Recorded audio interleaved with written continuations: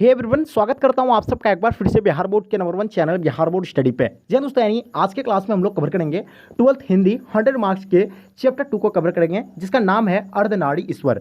Dear student, इसमें हम लोग थ्योरी एंड ऑब्जेक्टिव दोनों को करने वाले हैं। अगर आप इस क्लास को पूरी तरह से अच्छे से कर लेते हैं तो आपको हम बता देंगे 70 से 80% आपको यही क्लास में ही याद हो जाएगा। ये चैप्टर आपको इधर उधर कहीं भटकने की जरूरत नहीं होगी। आपको एक एक पॉइंट को हम एक्सप्लेन करके बताएंगे। इससे पहले आपको हम बता दें कि इसका राइटर जो है, यानी अर्धनारीश्वर चैप्टर का जो राइटर है, तो उसका नाम क्या है, यानी रामधारी सिंह दिनकर। तो डियर स्टूडेंट, जैसे कि आप लोग अगर प्रीवियस ईयर क्वेश्चन पेपर को देखे हैं हिंदी का, तो आपको पता होगा कि हिंदी में जो है लेखक के बारे में लगभग 4 से 5 क्वेश्चन हर एक चैप्टर से पूछे जाते हैं। तो इसलिए हम लोग सबसे पहले इसका लेखक के बारे में पूरी तरह संपूर्ण जानकारी लेते हैं, क्योंकि इससे भी आपका बहुत सारे सवाल जो है पूछे जाते हैं। तो चलेगा, इस शो शुरू करते हैं। जैसे कि लेखक के बारे में रामधारी सिंह दिनकर, राइटर का नाम क्या है, रामधारी सिंह दिनकर है। ठीक है, उसके बाद इसका नाम आपको पता हो गया। उसके बाद इसका जन्म जो हुआ था 23 सितंबर 1908 को इसका जन्म हुआ था। रामधारी सिंह दिनकर का जन्म कब हुआ था, यानी 23 सितंबर 1908 को हुआ था। उसके बाद निधन जो हुआ था 24 अप्रैल 1974 को हुआ था। कब हुआ था, यानी 24 अप्रैल 1974 को इसका निधन हो गया था। राइट, इसका जन्म स्थान के बारे में हम लोग बात करते हैं। देखिए, इसका निधन तो आपको पता हो गया। जन्म स्थान सिमरिया, बेगूसराय, बिहार। इसका जन्म स्थान कहाँ है, सिमरिया, बेगूसराय, बिहार में इसका जन्म स्थान है। ठीक है, और इसका माता का नाम जो था यानी मनरूप देवी था, पिता का नाम रवि सिंह था। ठीक है, और इसका पत्नी श्यामवती देवी। इसका पति का नाम क्या है, श्यामवती देवी, किसका, रामधारी सिंह दिनकर का, जिसे राष्ट्र कवि के नाम से भी जाने जाते हैं, आपको पता होगा। ठीक है, चलिए, शिक्षा जो है ये कहाँ से प्राप्त किया था, इसके बारे में पहले हम लोग अब देखते हैं। शिक्षा, प्रारंभिक शिक्षा गाँव से किया था, गाँव और उसके आसपास से। 1928 में यानी कोमाकामा घाट रेलवे हाई स्कूल मैट्रिक किया था। मैट्रिक रेलवे हाई स्कूल कहाँ से, यानी मोकामा से, यानी क्या क्या है, ये मैट्रिक किया है। 1932 में पटना कॉलेज बीए ऑनर्स किया था। इतिहास से यानी हिस्ट्री से बीए ऑनर्स किया था। कहाँ पे, कॉलेज, पटना कॉलेज से। ठीक है, उसके बाद प्रधानाध्यापक एचई स्कूल बड़ी घाबा, सब रजिस्ट्रेंट सब डायरेक्टर जनसंपर्क विभाग बिहार विश्वविद्यालय हिंदी के प्रोफेसर भी रहे। भागलपुर विश्वविद्यालय में उप कुलपति भी रह चुके हैं, हिंदी सलाहक। ठीक है, तो इसका ये शिक्षा के बारे में इसका था। अब देखिए, रामधारी सिंह दिनकर जो कुछ कीर्तियाँ भी है, तो इसका कीर्तियाँ क्या क्या है, इसका प्रमुख कीर्तियाँ के बारे में आप लोग जान लीजिए। प्रमुख कीर्तियाँ देखिए, काव्य कीर्तियाँ क्या है, इसका पहले है पर्णभंग, जो 1929 को शाया हुआ था। रेणुका जो 1935 में, हुंकार 1938 में, हाँ, रसवंती 1940 में, कुरुक्षेत्र, ठीक है, 1946 में।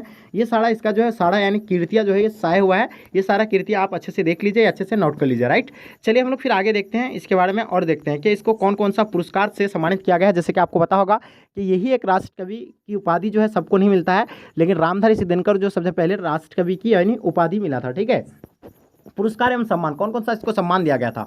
संस्कृति के 4 अध्याय पर साहित्य अकादमी एवं उर्वशी पर भारतीय ज्ञानपीठ पुरस्कार, राज्यसभा के सांसद पद्म भूषण एवं कई अलंकरणों से सम्मानित किया गया, राष्ट्र कवि के रूप में यानी समादत किया गया। ठीक है, और उसके बाद राष्ट्र कवि रामधारी सिंह दिनकर जितने बड़े कवि थे उतने ही समर्थक गद्यकार भी, उनके गद्य में भी उनका कविता के गुण, ओज और प्रपूर्ण वगिता था। ये जितना बड़ा यानी इसे राष्ट्र कवि मिला था, ये तो उतना यह कह रहा है कि दिनकर जितने बड़े कवि थे उतने ही समर्थक गद्यकार भी ये थे। ठीक है, चलिए, तो इसके बारे में आपको इतना पता। इनकी भाषा कुछ छिपन नहीं, सब कुछ उजागर, यानी जब भी अगर वो कुछ कविता मतलब कुछ भी लिखते थे, कवि थे, अगर कुछ भी लिखते थे तो उसका भाषा में जो होता है यानी सब कुछ उजागर कर देते। अब यह पाठकों के श्रोतों के ग्रहणशीलता पर निर्भर है कि वह कितनी जागरूक है और चौकन्ना है। ठीक है, तो उसके ये जो है कौन सा यानी प्रमुख कवि है, छायावादतर युग के प्रमुख कवि माने जाते हैं। क्या है, छायावादतर युग के प्रमुख कवि माने जाते हैं कौन, रामधारी सिंह दिनकर। ठीक है, राइट, इतना तो आपको यानी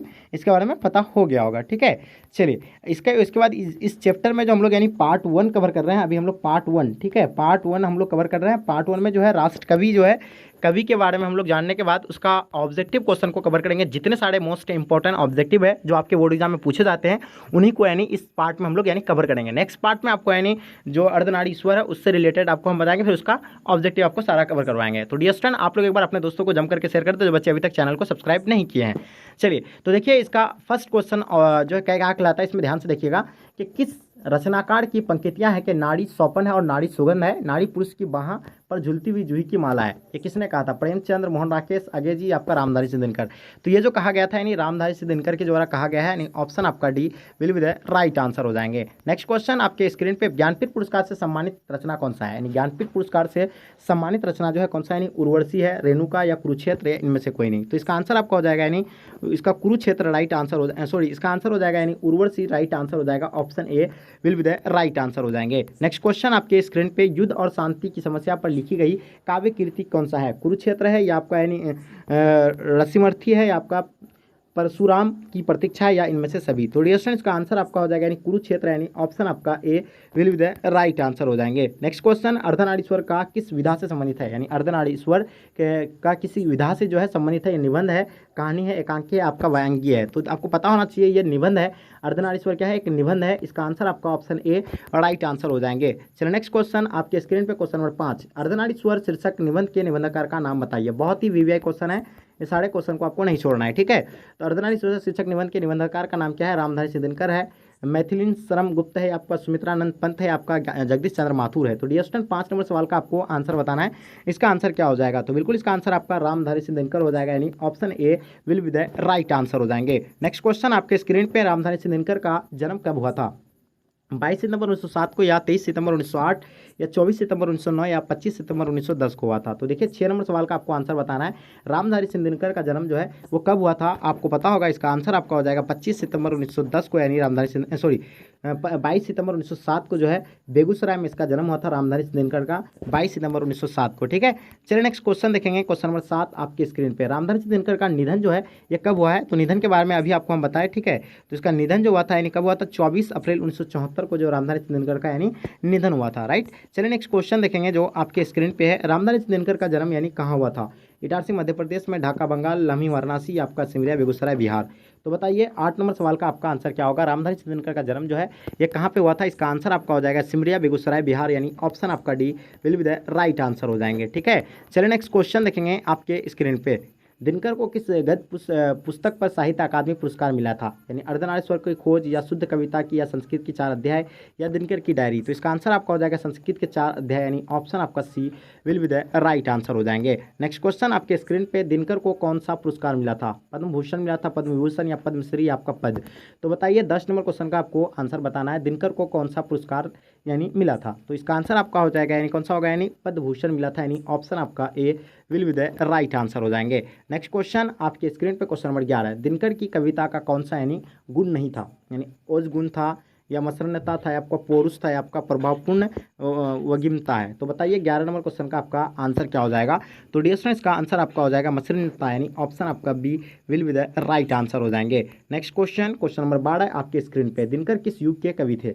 तो दिनकर जी के बारे में बताना, ये किस युग के कवि थे? तो इसका आंसर आपका क्या हो जाएगा? बिल्कुल भरतंदी युग के कवि थे, या छायावादोत्तर युग के थे, यानी ऑप्शन आपका C will be the right answer हो जाएंगे, ठीक है। नेक्स्ट क्वेश्चन आपके स्क्रीन पे, क्वेश्चन नंबर 13, जैसे आप देख पा रहे हैं, कामिनी तो अपने साथ देश की शांति लाती है, खाली जगहों को भरना है।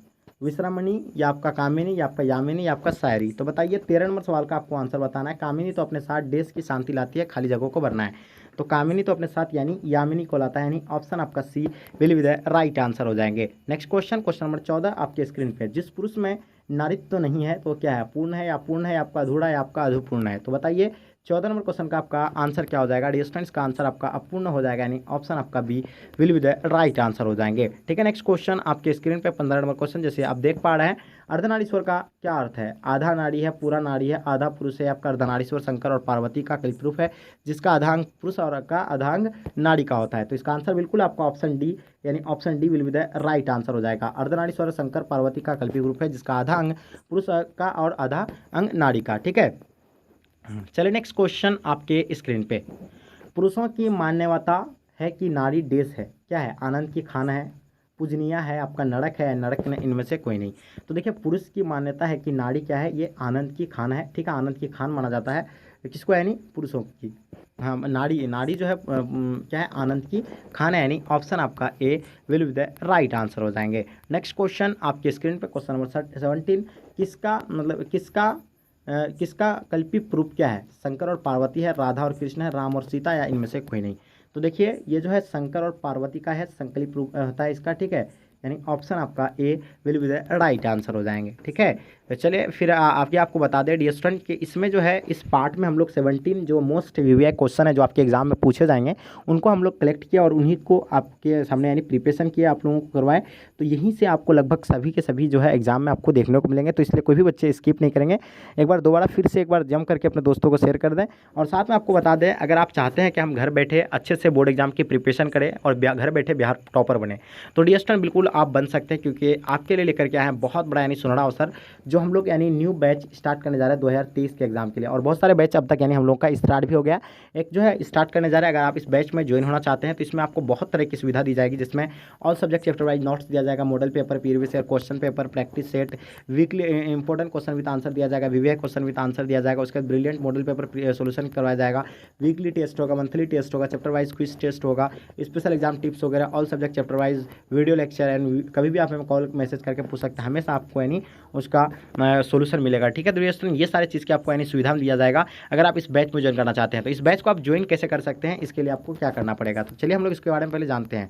इसके लिए आपको एडमिशन करना पड़ेगा। एडमिशन फी मात्र 499 रुपये है, मात्र आपको 499 रुपये में आप यानी एडमिशन अपना करा सकते हैं, जो पूरा कोर्स आपको कंप्लीट मार्च से 499 रुपये में ही होगा।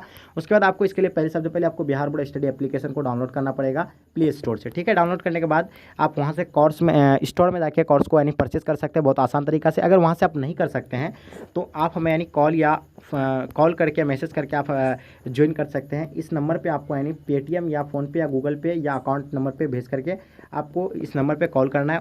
उसके बारे में जानकारी पूछ लेंगे कैसे क्या है, सारी चीज़ आपको यानी डिटेल्स बताया जाएगा। उसके बाद आपको एक चीज़ और बता देते हैं कि इसमें जो है आपको यानी क्या करना है, अगर ये चीज़ अगर पेटीएम, फ़ोनपे, गूगल पे अगर ना हो तो आप यानी ये अकाउंट के माध्यम से आप भेज करके उसका screenshot student name, subject name इसी व्हाट्सअप नंबर पर सेंड करना है। तो डियर स्टूडेंट आप लोग को आई होप समझ में आ गया होगा। अगर समझ में नहीं आया तो आप हमें एक बार मैसेज या कॉल करके पूछ सकते हैं। तो डियर स्टूडेंट आई होप उम्मीद करता हूँ कि आज का क्लास आपको पसंद आए तो लाइक करके जम करके अपने दोस्तों को शेयर कर दें। चलिए गाइस, यहीं तक आज के क्लास को एंड करते हैं। जब तक के लिए जय हिंद, जय भारत।